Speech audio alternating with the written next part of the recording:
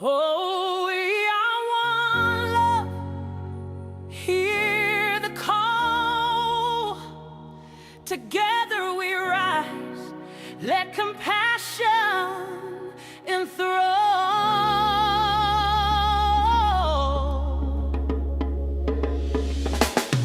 In the morning light, the sun breaks free.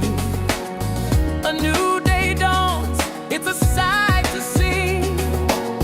With hearts wide open, we stand as one, living in our truth like the stars in the sun. From the mountains high to the valley low, we're spreading our wings, letting our spirits flow. In every soul, there's a spark divine, raising up the world. We're truly alive. Oh, we are one love. United we stand, bringing peace to the world. Hand in hand, waking up to nature, releasing all fears, sharing hope and compassion through the laughter and tears.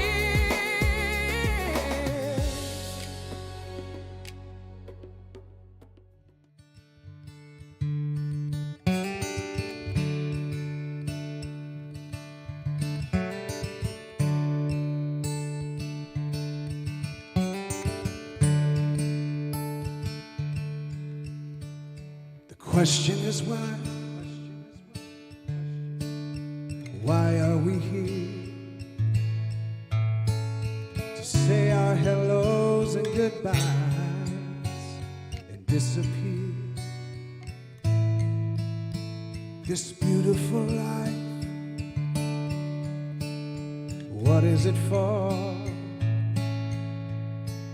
To learn how to master peace or master war. There's only one answer that matters. Even if your heart has been shattered, whatever you want, whatever you are after, love is still the answer. Love is still the answer. Love, love, love, love. Love, love, love, love.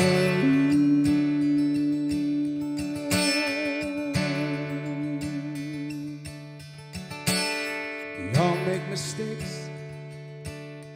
Guess we're not perfect yet. Some even think God made us all from a big old accident. And the question that sits on everyone's lips is why should we pick ourselves up and start over again? There's only one answer that matters. Even if your heart has been shattered, whatever you want, whatever you are after, love is still the answer. Love is still the answer. Love, love, love, love. Oh, it's still love, love, love, love.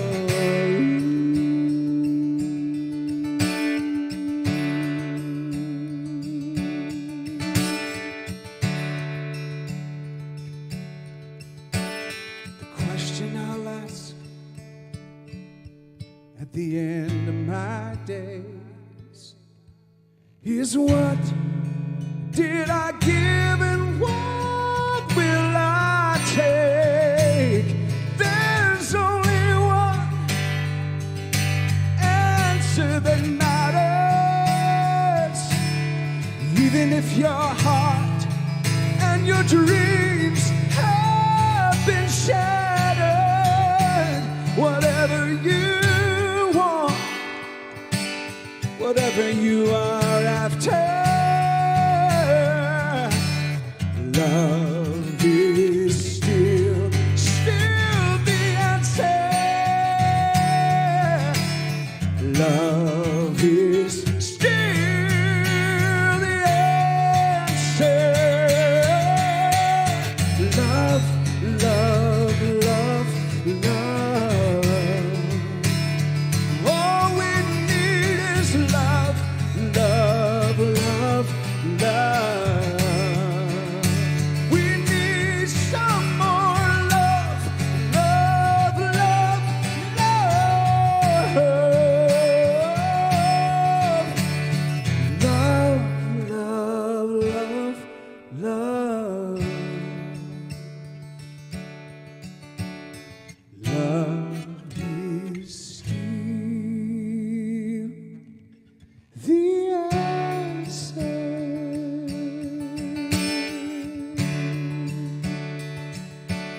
Still the answer.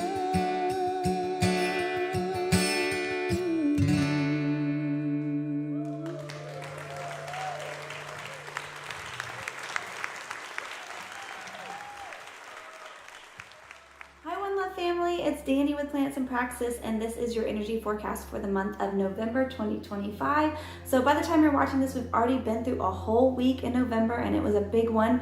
First, we had a full moon in the sign of Taurus, and this brought something to a head tied to money, stability, and personal priorities. And this was a moment of clarity where you saw what needs to change and what needs to go.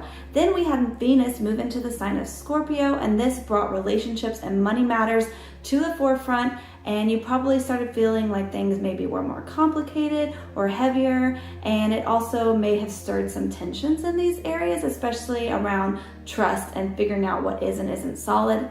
Then Uranus returned back into the sign of Taurus, and this is a push. This makes us feel a push to take one last look at the changes that we've been making for the past 7 years. And these were changes linked to stability. So stability is really in focus here. And now is our opportunity to really decide what needs some final tweaking or adjustments as we head into 2026. Now that we're heading into the second week of November, Mercury is going to station retrograde. I know, here we go again. And also Jupiter is going to turn around. So this is asking us to look inward about what truly feels supportive at home and in our closest relationships. And Mercury retrograde can bring misunderstandings and miscommunications and all of that typical snafu stuff that we hear about with Mercury retrograde. This is going to be happening, so we know what to expect. So just make sure that you're paying attention to this energy. Use this as an opportunity to slow down, plan for things to take longer than you expect them to take, and just double check, read through the fine print and all of that. This energy is going to continue throughout the third week of November, but we will find some clarity and some revelations this week, and we'll figure out how we can take steps forward to kind of fix any conflict or tension that has shown up over the past couple of weeks while Mercury was retrograde. Then we're going to have a new moon in Scorpio on November 20th, and this is going to bring honesty to the forefront of how we can address those issues that have shown up, particularly with relationships and money matters. And then the sun is going to enter the sign of Sagittarius on November 21st, and it is officially the beginning of holiday season. We are going to be ready to celebrate and bring more adventure into our lives. Finally, the final week of November, Saturn is going to station direct. So you've probably felt like there's been some stuck energy in some area of your life since the summer, and finally there's going to be some forward movement there, and you'll get to see where the efforts that you've been really putting into this thing that has felt stuck, either it's going to work or it's going to not. Saturn is going to be really honest with you about what's working and what's not, about how you can move forward in these areas of your life. And then Mercury finishes the retrograde on November 29th, and we'll really get the clarity. We'll really start moving forward again, especially with communications, travel, any things that have to do with the market and internet communications, those things as well. So this is going to clear up some confusion and help us start the conversations that may have felt like they were stalling. So there's moments of frustration this month. So I really recommend just being patient with yourself. Recognize the energy of the Mercury retrograde. It's going to be there, okay? Traffic is going to be there. We know this. It's Thanksgiving. We're going to be stuck in traffic. So just know it's going to happen. Plan accordingly. It's going to be a great month. I will see you guys in December. Good morning, family. Welcome to another beautiful Sunday together here for our devotional time, our time to really celebrate consciousness and our conscious awareness. As I was preparing today and I'm listening to the birds sing and the sun is starting to rise and sitting here amongst the palm trees, I'm reminded of just really how blessed we are, that even in spite of what is occurring in the world, that our places of beauty are still around us. You know, we talked last week and the week before that, my friend Douglas Bonar talked about understanding the power of oneness and wholeness and interbeing. And I found in my life that when I recognize my connection with all of life, yes, even the trees and the grass and the dirt, Gaia, Mother Earth, Father Time is also a reference. The universe, the divine, as I recognize that, there's such a high level of awareness that the sense of just gratitude comes in. The sense of thankfulness comes in. And I was sitting today preparing for chatting with you and thinking and meditating on how much of an honor it is to journey with all of you through this life, seriously. As complex and challenging as the processes around First Unity and One Love and the financial support of it, sometimes the feeling of not quite sure that it's landing or the message is getting through, all the complexities around transition and transformation, the uncertainties. I am so grateful and honored to serve with you as we create what I believe is a new world. And when I say that, I mean it's a new way of living. You know, Deepak Chopra goes into great details about how the world we have currently operates the way it does because we've agreed to it in some way. And I am, for myself, making a new agreement, choosing unity, harmony, union, wholeness, oneness, interbeing over everything else. The political atmosphere in this country, the separation between the reds and the blues and the Trumps and the not Trumps and all of the stuff that's going on, I've gotten caught up in it myself.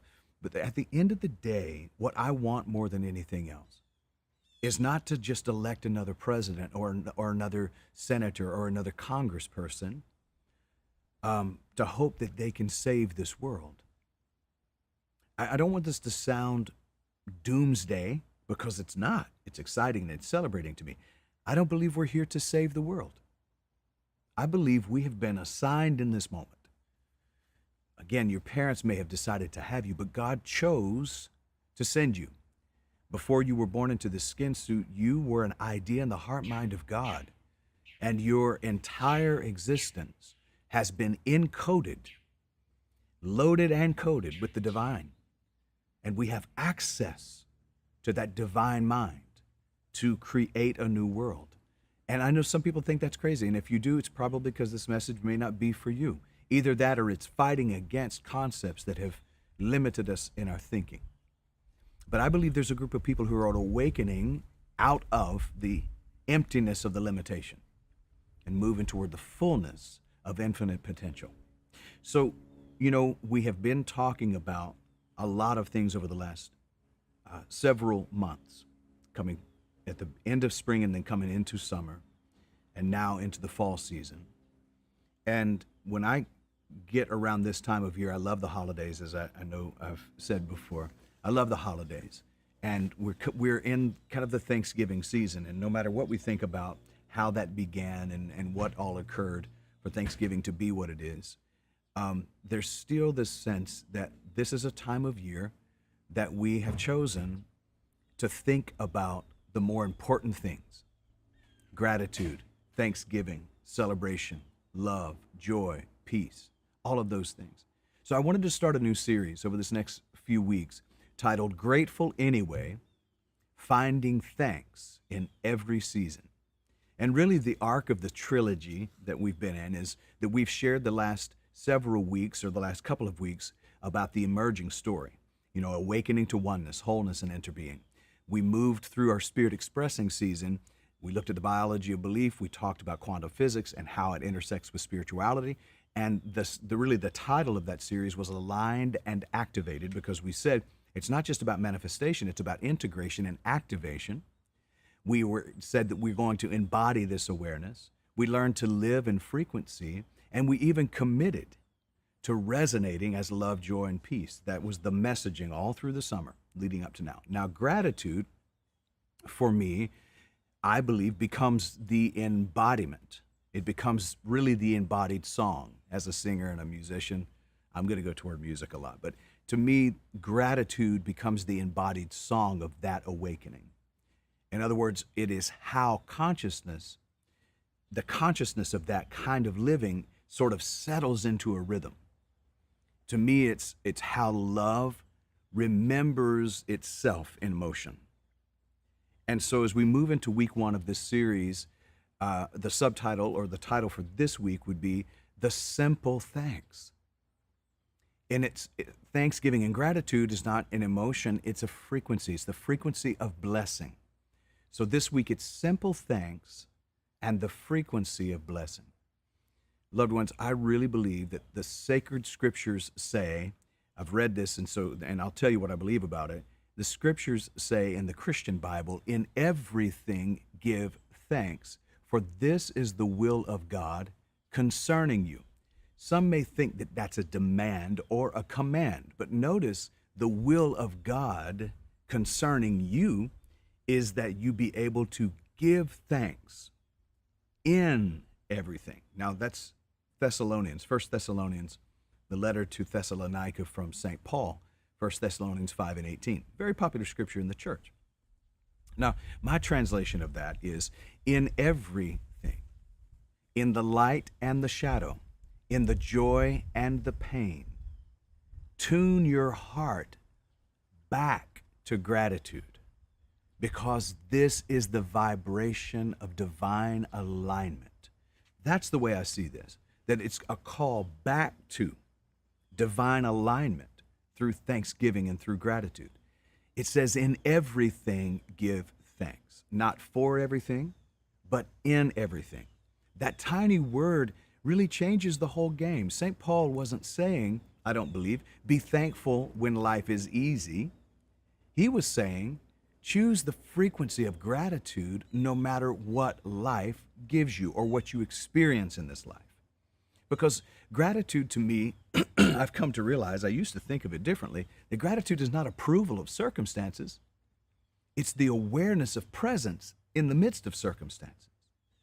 In everything means in the sunshine, in the rain, the laughter, the pain, the awakened soul says, thank you. Not because life is perfect by whatever measurement we would have, but because divine love is always present. Somebody say this, affirm this: I am grateful because I know divine love is always present. I am grateful because I know that divine love is always present. Even the birds say amen. And I was thinking about this. I think Amy Crisas, I think you'll appreciate this. Gratitude doesn't need a PhD. It doesn't need incense, a drum circle, or a yoga mat. Those don't hurt. Those are fantastic. But gratitude begins with the obvious, with the simple act of giving thanks. You know, the ones like, I'm grateful for coffee. I'm grateful my car started. I'm grateful for air conditioning. Even though right now it's been pretty nice in terms of temperature, it's been absolutely beautiful, actually. But the simple things. I'm grateful the person ahead of me didn't order a triple half-calf oat milk pumpkin spice frappuccino, shaken bacon, waken side of a fresh hand-whipped cream when all I wanted was a cup of coffee, and I've got to wait behind them for a half hour for them to get a special drink. Nothing against that, but those simple things about being grateful. To me, gratitude starts with breath, with love, and bread on the table.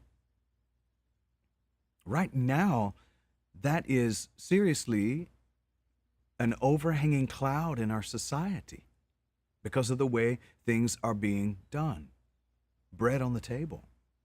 Somebody somewhere today is concerned about where their next meal is coming from. And yesterday, that concern was still in place in the wealthiest nation in the world, where we throw huge parties and build massive ballrooms.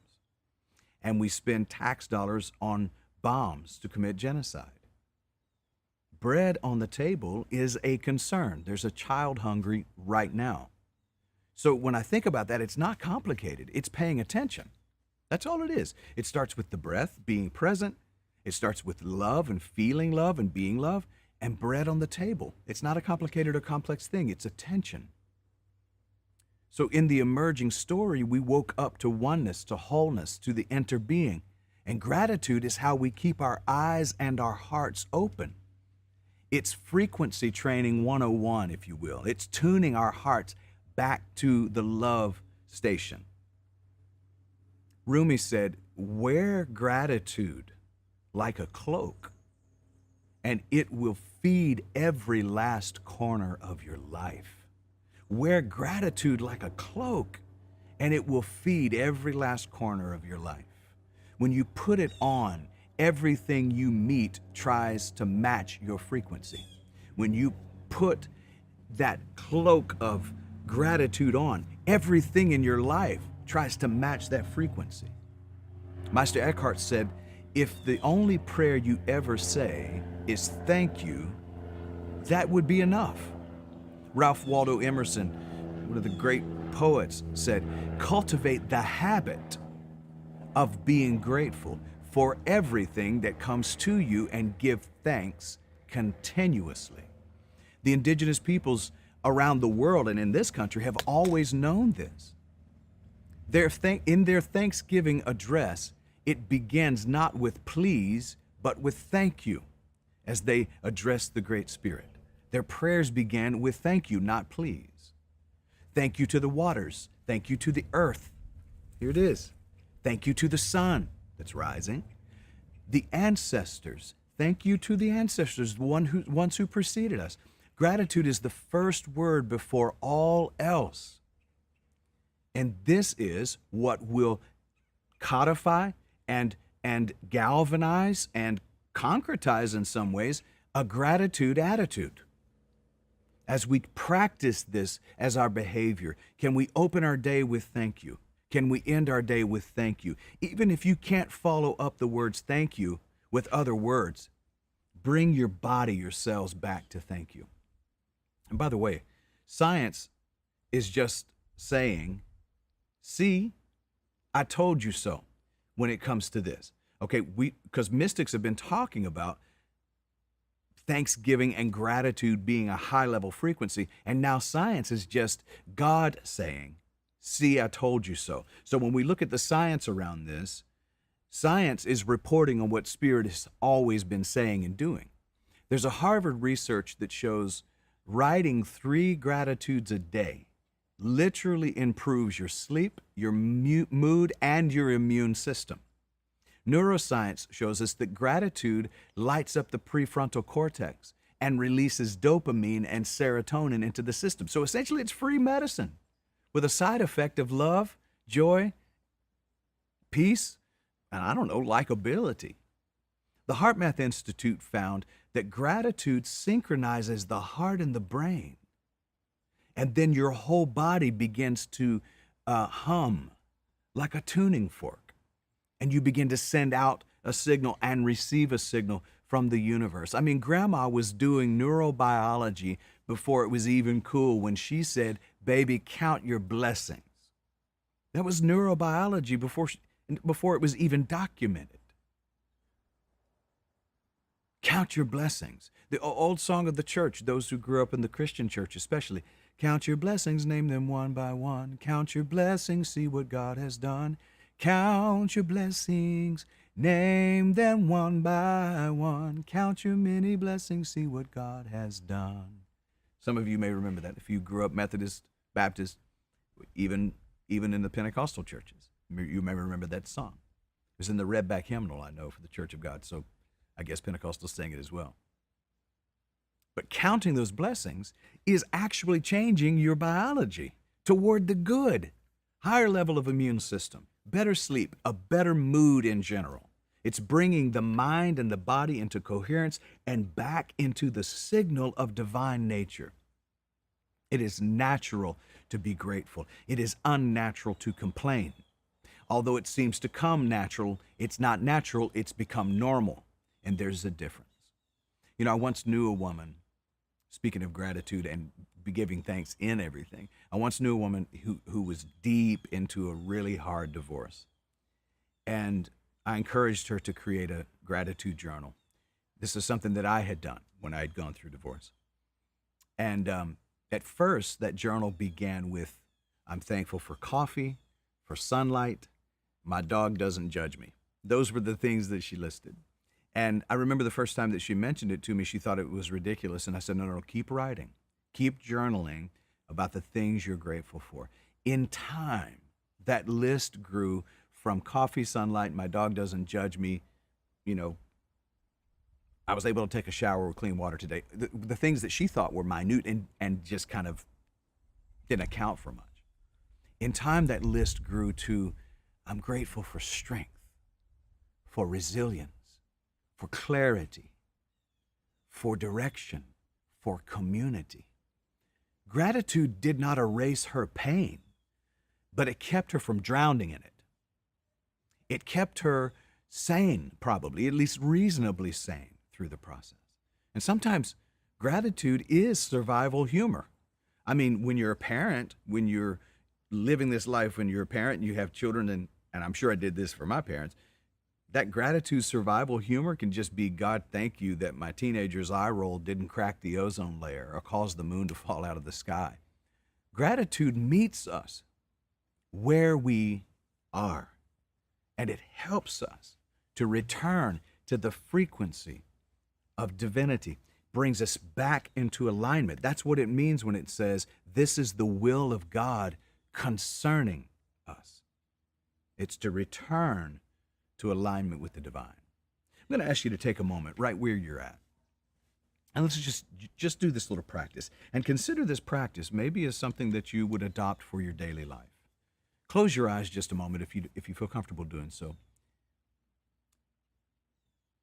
And as you do, bring one face, a person's face, your fur baby's face, one gift, one moment to mind.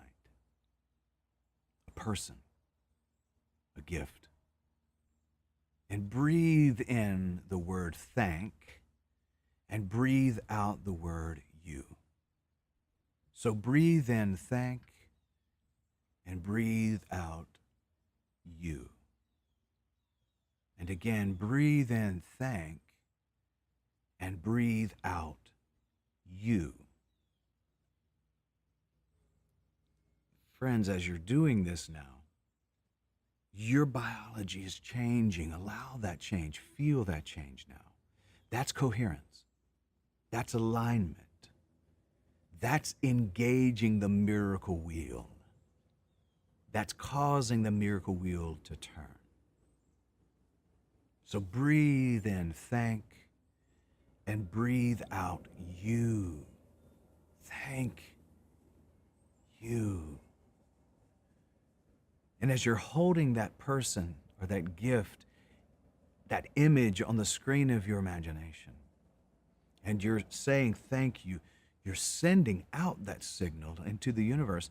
And yes, it touches that individual. and it enhances the quantum field receptivity of your life. And it changes your neurobiology, which directly affects your entire nervous system, which directly affects all of the systems of your body. Sitting in this gratitude attitude changes the way you see, the way you hear, the way you speak, the way you feel, the way you show up.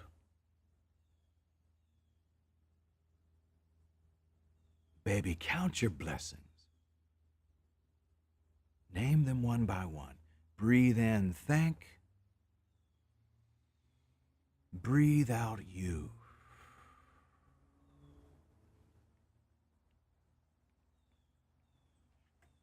Now open your eyes back up, if you will, and consider this challenge. Write down 3 things you're grateful for every morning. Write them down. Be intentional. You don't have to take long. This doesn't have to be a 30-minute meditation, although it can be. But write down 3 things you're grateful for every morning. Let's do it for the entire month of November, but I challenge you to do it every day for this coming week. And here's another challenge. Call someone and tell them you appreciate them. Texting is fine, and that's good, but give somebody a call. Take the time, the voice of vibration, and call someone and tell them you appreciate them. And lastly, pause before you eat and actually taste your thanks. Taste your gratitude. So write down 3 things this week, every day that you're grateful for. Call someone and tell them you appreciate them. And pause before you eat and actually taste your Thanksgiving. Every thank you is a tuning fork that makes the universe just a little brighter. And gratitude isn't the reward for our awakening. It's the rhythm that keeps awakening alive and vibrating in us.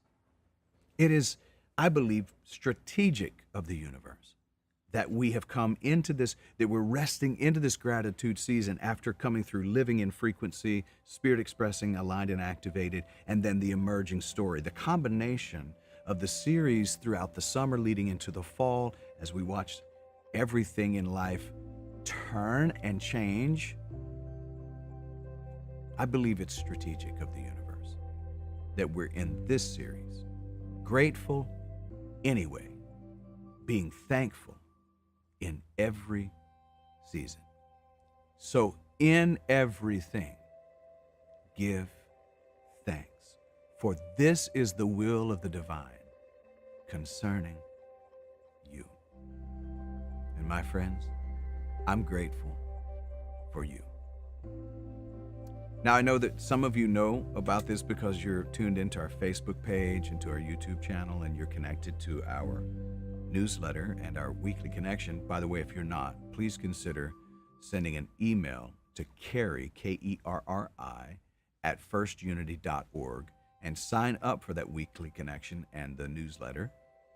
Check out our website and our calendar, because this coming Friday is it's gratitude, a night of generosity, thanksgiving and generosity.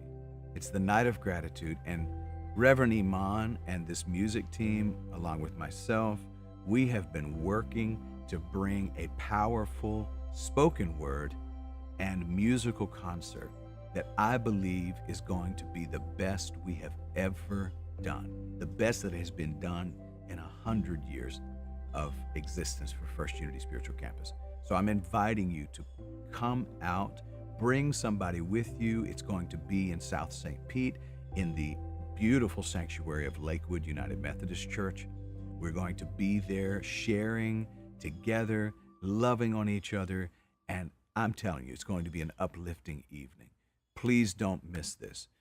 This is the end of the year push, by the way, for both One Love and First Unity to end the year in the black, profitable going into 2026. So, from a financial standpoint, I'm going to be coming to you over the next several weeks and inviting you to make First Unity a part of your Christmas giving, a part of your Thanksgiving, end of the year tax write-off giving. If you have a business that is profiting and needs to have that tax write-off and you want to make us your charity, whether it's One Love or First Unity, please consider doing that, an end of the year gift where we can move from the red and into the black and actually do what we themed this year, which was to thrive in 2025. And if you're thriving, and even if you're not, if you're surviving and you're giving a gift out of sacrifice, where you're saying, I'm trusting that this is a vibrational frequency I want to support and that I'm giving and I know I'm attracting all kinds of abundance back into my life, give either from the abundance you have or from the space that needs to be filled. Get into that law of circulation. You cannot outgive the divine. You just can't. It's always giving. Mother Earth is always giving. God, always giving. So choose to be really committed enough to be a sustaining partner, but certainly if you'll consider an end of the year gift, that would be wonderful. All right, my friends, I love you. I'm going to get up out of here now. Go and make it a great week just because you can. Peace.